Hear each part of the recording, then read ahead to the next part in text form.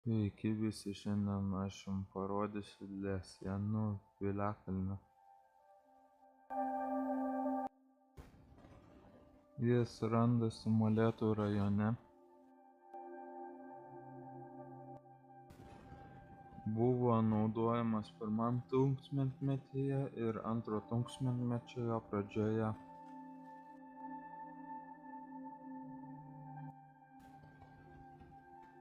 Jo aukštis svyruoja nuo 5 metrų iki 16,5 metrų.